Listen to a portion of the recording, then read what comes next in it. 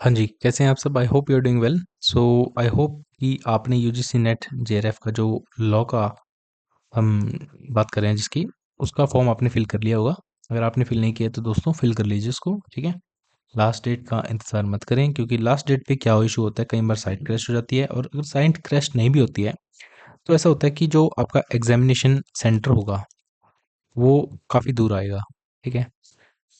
ऐसा भी हो सकता है कि 150 किलोमीटर 200 किलोमीटर भी आ जाए, ठीक है। तो इसलिए यही है सेफ साइड कि आप पहले इसको फिल अप कर लें, ठीक है। तो देखिए, आज का जो हमारा टॉपिक्स है वो टॉपिक है हमारा थ्योरीज ऑफ इंटेलेक्चुअल प्रॉपर्टी, ठीक है। थ्योरीज की हम बात करेंगे इसमें, ठीक है। तो देखिए, बेसिकली मुझे एक बात बताओ, इसके अंदर मैं बताता रहूँगा कि आपको क्वेश्चंस कहाँ से आएंगे, ठीक है। कोई दिक्कत वाली बात नहीं है, लेकिन समझने की बात है, थोड़ी सी समझ लेना। और अगर ना भी समझ में आए तो कोई दिक्कत वाली बात है नहीं, ठीक है। आराम से बस बैठो और रिलैक्स होकर सुनो इस लेक्चर को। अच्छा, एक बात बताओ, आज के दिन आपको पता है कि वर्ल्ड में जितने भी कंट्रीज़ हैं, एक दूसरे के साथ क्या कर रही हैं, ट्रेड कर रही हैं। ट्रेड के लिए ही लोग एक दूसरे के साथ MOU, memorandum of agreement sign करते हैं, है ना। ट्रेड के लिए ही टैरिफ लगा रहा है कोई ट्रम्प जैसा, ठीक है। कोई कह रहा है कि तुम तेल क्यों खरीद रहे हो रशिया से। ये सब चीज़ें क्या हैं, ट्रेड है, बिल्कुल। अब ये चेंज जो है ट्रेडिंग एनवायरनमेंट में, ये कई चीज़ों पे फैक्टर्स पे डिसाइड करता है।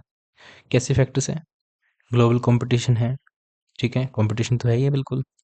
किसी और ने नई कोई चीज़ इजाद कर ली, इनोवेशन वगैरह हैं बहुत सारे, उस पे भी डिपेंड करता है। कहीं पे स्किल वर्कर्स की बात होगी, स्किल ह्यूमन रिसोर्स की बात होगी, वहाँ पे भी है। और R&D में, रिसर्च एंड डेवलपमेंट में इन्वेस्टमेंट का हाई जो होगा पर्सपेक्टिव, वो भी डिपेंड डिपेंड अरे क्या कहते हैं उसको, डिपेंड करता है, ठीक है ना। तो ये चीज़ें भी इसके अंदर कंसिडर करने वाली होती हैं। लेकिन इन चीज़ों को आप मुझे एक बात बताओ, जिन पर्सन इंटेलेक्चुअल प्रॉपर्टी की फर्स्ट क्लास आपने देख ली, नहीं देखी तो आई बटन में लिंक दे दूंगा, वहाँ देख लेना, ठीक है। बेसिकली आईपीआर के अंदर हम पढ़ते हैं copyright, trademark, patent, etcetera.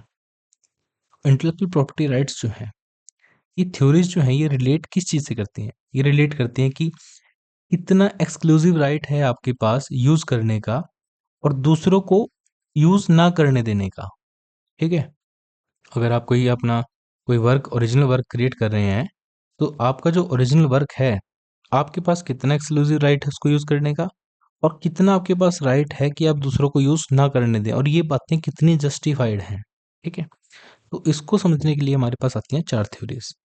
Theories आती है, पहली natural right theory, second utilitarian theory, और थर्ड आती है ethics and reward theory, fourth आती है पर्सनहुड थ्योरी।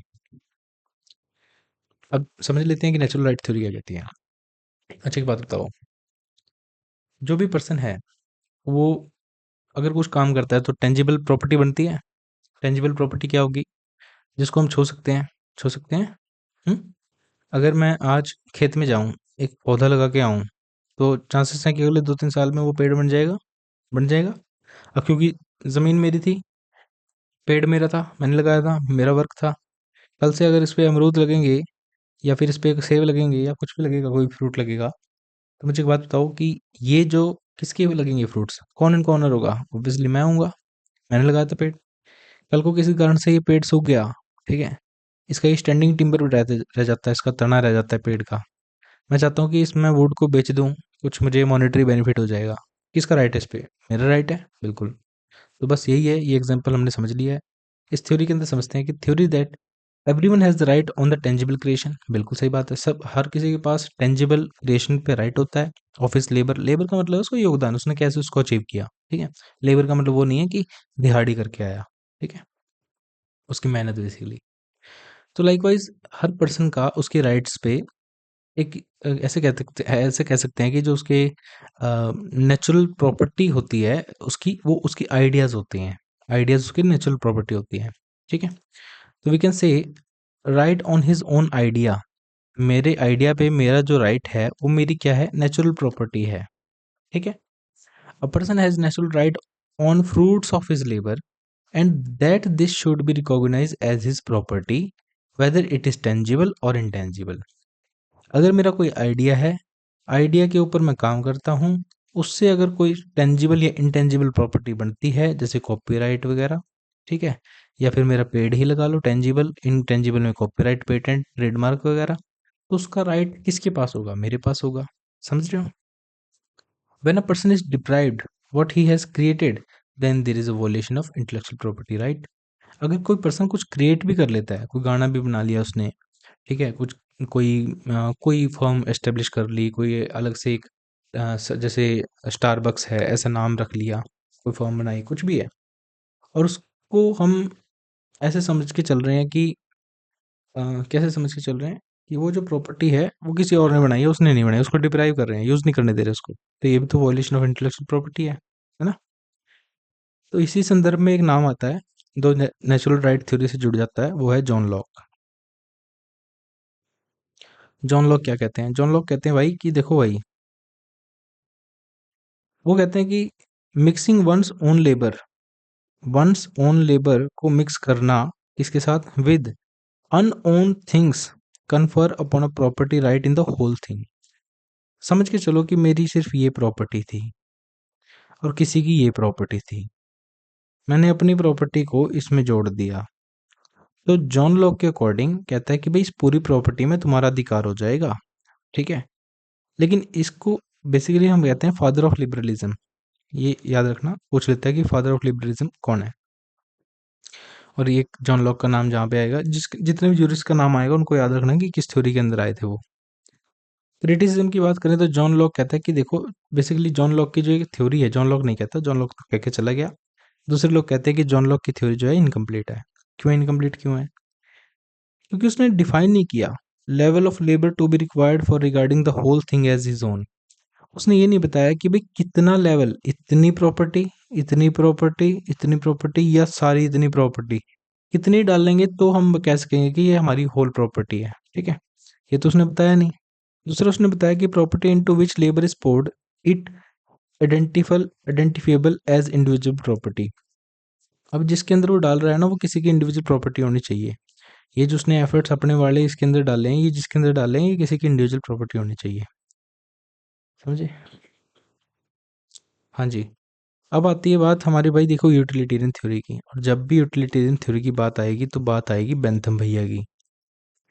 हमारे एक बड़े भैया हैं बेंथम, बेंथम भैया। बेंथम भैया को हम फाउंडर मानते हैं एनालिटिकल स्कूल ऑफ ज्यूरिस्प्रूडेंस का, और ये कहते हैं कि इंडस्ट्रियल प्रोग्रेस की वजह से सोसाइटी को बेनिफिशियल होना चाहिए, बेनिफिट होना चाहिए, और इसकी जो थ्योरी है यूटिलिटेरियन की, ये प्रिंसिपल ऑफ यूटिलिटी पे डिपेंड करती है। तो कोई पूछे तुमसे कि भाई यूटिलिटेरियन की जो थ्योरी है ये किस पे डिपेंड करती है, तो तुमने कहना क्या? प्रिंसिपल ऑफ यूटिलिटी पे, ठीक है। अब उसके बाद समझो, बेंथम कहते हैं कि देखो भाई, मेरा एक ही मोटिव, सब लोग खुश रहें, ठीक है, greatest happiness for the greatest number, ठीक है। उन्होंने कहा कि हमारे पास इंटेलेक्चुअल प्रॉपर्टी का सिस्टम क्यों है? हमारे पास इसलिए है क्योंकि जो लोग सोसाइटी के लिए बेनिफिट का कुछ काम कर रहे हैं, जो बेटरमेंट का कुछ काम कर रहे हैं सोसाइटी के लिए, उनके लिए है इंटेलेक्चुअल प्रॉपर्टी का सिस्टम। बिल्कुल सही बात है। और ये जो बेसिकली, अगर हम इंटेलेक्चुअल प्रॉपर्टी को मजबूत करेंगे तो ये कहीं ना कहीं जो कंट्रीज की इकोनॉमिक सक्सेस है उसमें भी काफ़ी योगदान करते हैं कि नहीं करते हैं? अच्छा, मुझे एक बात बताओ, अच्छा एक इंडिया का पर्सन है, वो कुछ इन्वेंट करता है, वो अपना एक पेटेंट ले लेता है उसके ऊपर। अगर ये पेटेंट ना लेता, बाय चांस पेटेंट ले रहा, तो जो भी चीज़ आ रही है, रॉयल्टीज को पे हो रही है, जीडीपी में ग्रोथ हो रही है, सब कुछ हो रहा है। अगर ये चीज़ ना होती, पेटेंट वगैरह ना होता, सेम चीज़ कोई देख लेता है कि इंडिया में डिस्कवर हो चुकी है और इन्वेंट हो चुकी है, सेम टू सेम वो जाके इंग्लैंड में बना लेता, इंग्लैंड में बना लेता, ठीक है। इंग्लैंड में बनाने के बाद वो अपने हिसाब से बेच देता, तो क्यों आपको लगता नहीं कि इंडिया को घाटा होता है इस चीज़ में, है ना? लॉस होता है इंडिया को। तो वही चीज़ है यहाँ पे, और कुछ नहीं है। क्रिटिसिज्म है कि देखिए ये मोनोपोली क्रिएट करता है, और मोनोपोली क्या होता है, वो एक कम्पिटिटिव मार्केट से डायरेक्ट ऑपोजिट होता है, बिल्कुल। और अगर कहीं पे अनरिस्ट्रिक्टेड मोनोपोली है, मोनोपोली अनरिस्ट्रिक्टेड का मतलब देखो, मोनोपोली का मतलब होता है कि दूसरों को, आप दूसरे लोगों को सपोज भी नहीं कर सकते हम कि वो काम करेंगे पर्टिकुलर फील्ड में। जैसे मान लो 4 वेंडर्स हैं, 1, 2, 3, 4। अब इसमें से कोई एक ही है जो डील कर सकता है, बाकी डील नहीं कर सकते हैं। ये होती है मोनोपोली, जो पहले होती थी 1998, 1999 से पहले होती थी। कि भाई कम्युनिकेशन सेक्टर में या किसी भी सेक्टर में गवर्नमेंट के पास ही मोनोपोली होती थी ट्रेड की, ठीक है। धीरे धीरे लिबरलाइजेशन आता है तो इसको मोनोपोली को रिस्ट्रिक्ट कम किया जाता है। तो ये कहते हैं कि मोनोपोली को अगर आप अनरिस्ट्रिक्टेड छोड़ दोगे, उसके ऊपर कोई मान लो बंदिशें नहीं लगाओगे, समझ रहे हो, तो ये मार्केट को क्रैश कर देगी एक दिन। अब इसके बाद आता है एथिक्स एंड रिवार्ड थ्योरी। तो मुझे एक बात बताओ, जो लोग हमारी सोसाइटी के लिए अच्छा काम कर रहे हैं, जो क्रिएटर्स हैं, कंट्रीब्यूट कर रहे हैं सोसाइटी के लिए, तो क्या हमें उनके लिए कोई फेयर एंड प्रोपोर्शनल सिस्टम नहीं बनाना चाहिए? बनाना चाहिए ना, वही एथिक्स है। जो लोग अच्छा काम कर रहे हैं, तो क्या उनको रिवॉर्ड नहीं देना चाहिए? रिवॉर्ड भी देना चाहिए, रिवॉर्ड्स हैं बस। पर्सनहुड थ्योरी में एक चीज समझने की है कि देखो, दो लोग आते हैं बहुत इंपॉर्टेंट। एक आता है हेगल और एक आता है कांत। तो कैंट बोल लो, कांत बोल लो, कांत सही रहता है। कांत ने एक थ्योरी प्रोपाउंड की, इन दोनों ने। इन्होंने कहा कि देखो, it says personality of everyone is responsible for the creative work, either intellectual और फिजिकल। तो बेसिकली एक पर्सन रिस्पॉन्सिबल है, जो भी वो वर्क क्रिएट करता है, या तो इंटेलेक्चुअल करेगा, मतलब जो इंटेंजिबल होगा, या फिर वो टेंजिबल वर्क क्रिएट करेगा, ठीक है।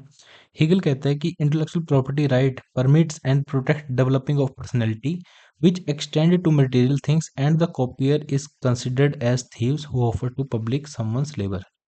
तो देखो भाई, हेगल्स जो है वो क्या कहते हैं, वो कहते हैं कि जो इंटेलेक्चुअल प्रॉपर्टी है, ये बेसिकली हमें राइट्स देती है, सॉरी, ये परमिट करती है और प्रोटेक्ट करती है। किसको करती है? उस पर्सन को, पर्सन को प्रोटेक्ट करती है, राइट करती है, सॉरी, परमिट करती है और प्रोटेक्ट करती है कि वो जो उसके राइट्स हैं, जो वो भी उसका ओरिजिनल वर्क है, जो भी उसने काम किया है, चाहे वो कॉपीराइट है, पेटेंट है, जो भी है, जो आईपीआर के एम्बिट में कवर होगा, ठीक है, उसको प्रोटेक्ट करने का काम करती है, उसको डेवलप करने का काम करती है। लेकिन इसके अंदर एक चीज और है, अगर उसी चीज को कोई कॉपी करके बेचता है लगा लो, या देता है आगे, कहीं पे भी ट्रांसमिट करता है आगे, जो उसका खुद का काम नहीं था, लेकिन वो कॉपी करके बेच रहा है, कॉपी करके दे रहा है आगे, ट्रांसफर कर रहा है, तो उसको हम थीव कंसिडर करते हैं, चोर कंसिडर करते हैं, ठीक है।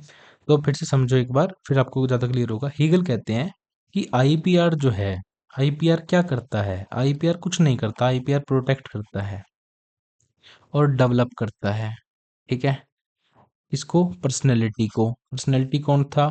वही जो बंदा क्रिएट कर रहा है या फिर उसका वर्क, ठीक है, उसके आइडियाज।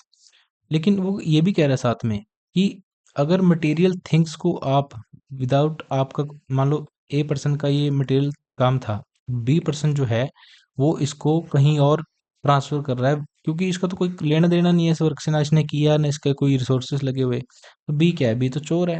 ये सिंपल एग्जांपल ये है कि कोई प्रोड्यूसर मूवी बनाता है और उस मूवी को पायरेट करके, उसकी पायरेसी करके यूट्यूब पे कॉपी डाल रहे हैं, ठीक है, तो वही चीज़ है ये। तो according to Hegel and Kant क्या है, हीगल और कांत क्या कह रहे हैं यहाँ पे, if ones artistic expression are synonymous with ones personality then they are deserving protection. देखो, अगर किसी का आर्टिस्टिक जो काम है, आर्टिस्टिक काम है, और किसी का, दूसरे का कोई और काम है, तो वो दोनों अगर सेम सेम सिमिलर हैं, तो देखिए उनको प्रोटेक्शन जस्ट है, ठीक है। और ये कोई दिक्कत वाली बात नहीं है इसके अंदर, ठीक है। तो इतना ही था इसके अंदर। बस आपको ये याद रखना है कि उसके अंदर, थ्योरी के अंदर, पर्सनल थ्योरी में कौन लोग हैं, कांत और हीगल, कांत और हीगल, ठीक है। क्रिटिसिज्म की अगर बात करें तो पर्सनैलिटी इज नाइदर लिंक्ड और not affected by the outcome of creation. Personality ना तो लिंक्ड होती और ना ही अफेक्ट होती क्रिएशन से। बेसिकली क्रिएशन जब होता है किसी वर्क का, तो वो इंडिपेंडेंट होता है, वो किसी के ऊपर डिपेंड नहीं होता, ठीक है। लेकिन वो डिपेंड कब होता है? जब लोग उसको अप्रिशिएट करते हैं, तब वो क्रिएशन बन जाता है, ठीक है। As a matter of fact the work obtained substance only because the other decide the attach important to it. ऐसे ही है। अब याद रखने वाली बात इसके अंदर क्या है, प्रोफेसर विलियम फिशर है, इन्होंने आईपीआर की थ्योरीज को रिकॉग्नाइज किया। अब आपको ये याद रखना है कि इनको किस सीक्वेंस में याद किया, किस सीक्वेंस में रिकॉग्नाइज किया गया? यूएलपीएस में याद किया गया, ओ सॉरी, रिकॉग्नाइज किया गया। Utilitarian, labour, personality, social planning, ठीक है जी। तो ये याद रखनी है आपने, और थ्योरीज का पॉइंट यहाँ पे कवर होता है। नेक्स्ट वीडियो में हम देखते हैं, हाँ, intellectual convention on intellectual properties, ये डिसाइड करेंगे, डिस्कस करेंगे। पता नहीं आज मुझे क्या हो रहा है कि बेफालतू में जो टर्म्स मैं नहीं यूज़ करना चाह रहा वो यूज़ हो रही हैं। एनी हाउ, आई होप कि आपको अच्छा लगा होगा लेक्चर, और अपने दोस्तों तक शेयर करें। फ्री कोर्स है, 2026 जून तक ये फ्री रहने वाला है, आफ्टर दैट ये पेड हो जाएगा। Thank you.